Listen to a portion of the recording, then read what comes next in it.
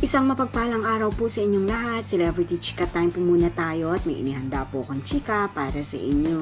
Tara po't magchika na po tayo.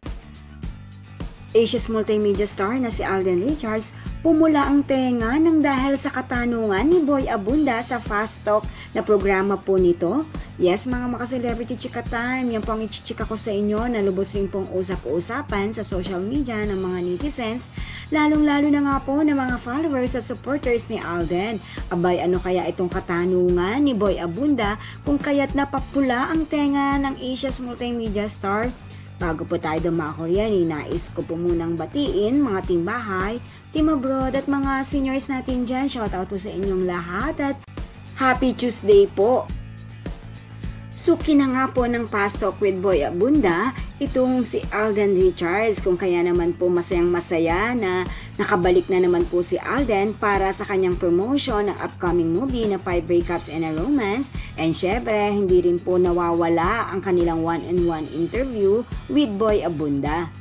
Yes po, na hot seat na naman nga po si Alden sa mga katanungan na ibinato sa kanya ni Boy Abunda, and of course marami rin po ang naligayahan sa mga sagot po nitong si Alden. At isa na nga po riyan ang mga ADN fans. Samantala, panoorin po natin ang short video clip na ito na kung saan nga po ay napapula ni Boy Abunda ang tenga ni Alden sa kanyang katanungan na ito. Diretsang tanong. Are you close to the billion mark in terms of savings? How much are you worth? Sabi mo kasi wala na tayong pag-uusapan eh. Ayan. Ba't ang pula na ng tenga ko dito mo?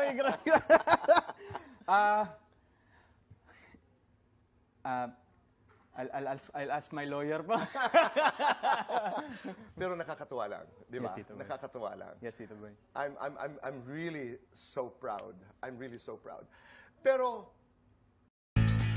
Naku, ayan, napapula nga po ni Boy Abunda ang tenga ni Alden sa kanyang katanungan na bilyones na po pala ang mga savings nitong si Alden.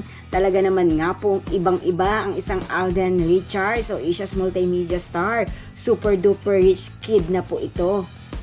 And of course, very humble pa rin po si Alden na kahit pa sabihin nating bilyonaryo na po ito, di po ba? Nananatili pa rin pong nakatapak sa lupa ang mga paa ni Alden.